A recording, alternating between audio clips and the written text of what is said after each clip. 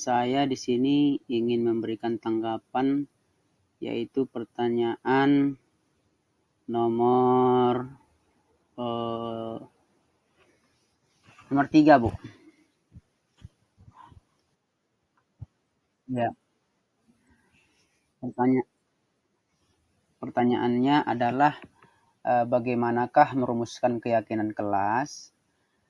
Sebagaimana yang telah kita pelajari di modul 1.4 dalam hari-hari sebelumnya, keyakinan kelas itu adalah merupakan sebuah tujuan positif yang kita rancang di dalam kelas kita, yang dimana kita mengambil nilai-nilai positif yang kita sepakati tentunya dengan para siswa.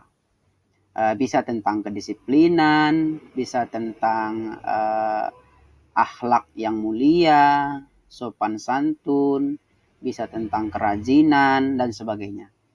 Nah, jadi adapun cara-cara merumuskan keyakinan kelas itu, menurut saya yang pertama kita harus mengamati dulu kondisi kelas kita, kondisi sekolah kita, kira-kira poin-poin apa yang perlu kita yang kita utamakan di dalam menjadi sebuah keyakinan kelas.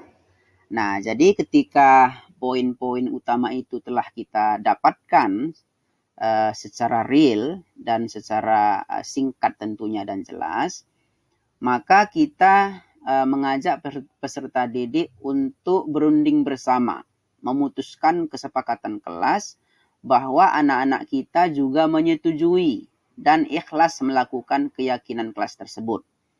Nah, kemudian di dalam penerapannya juga kita harus memberikan pernyataan yang jelas terkait dengan keyakinan kelas yang kita buat. Apabila dalam pelaksanaan keyakinan kelas tersebut dan ternyata ada peserta didik kita yang melanggar atau tidak mematuhi keyakinan kelas yang kita rumuskan tersebut, maka tentu ada konsekuensinya. Nah, jadi di situ kita akan melakukan segitiga restitusi yang kita pelajari kemarin. Ada kalau tidak salah ada 3 itu ya. Yang pertama adalah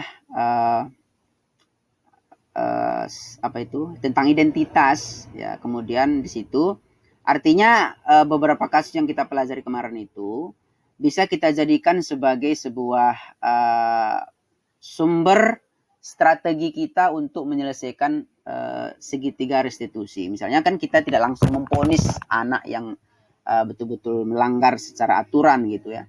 Kita buat pertanyaan-pertanyaan pemantik juga, pertanyaan-pertanyaan yang akhirnya anak didik itu menjawab satu pertanyaan dengan pertanyaan lain, akhirnya menemukan sebuah titik temu bahwasanya anak itu sadar sendiri bahwa dia telah melanggar aturannya.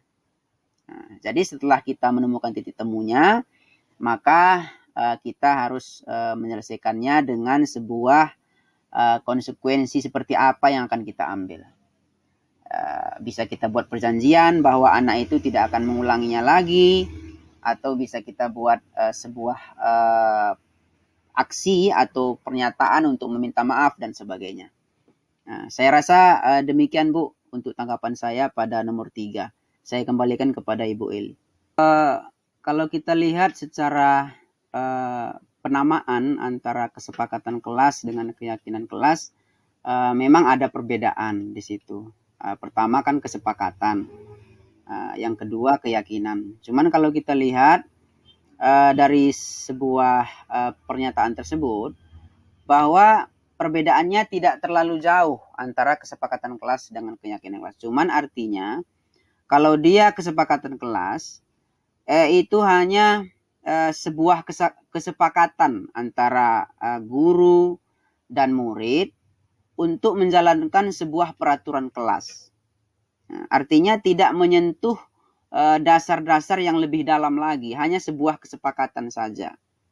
Sedangkan keyakinan kelas adalah sebuah konsekuensi kesepakatan atau keyakinan kelas antara guru dan murid yang tentunya didasari dengan sebuah keyakinan.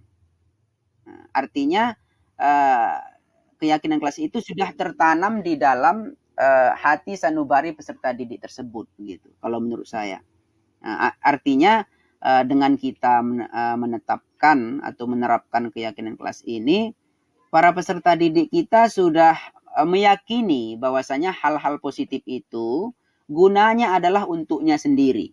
Karena di situ ada poin-poin menghargai diri sendiri, menghargai orang lain, menghargai waktu dan sebagainya. Nah, jadi antara kesepakatan kelas dengan keyakinan kelas, saya rasa adapun perbedaan-perbedaan antara keduanya itu hanya sebatas penamaan atau hanya sebatas teori-teori saja. Saya rasa demikian, Bu.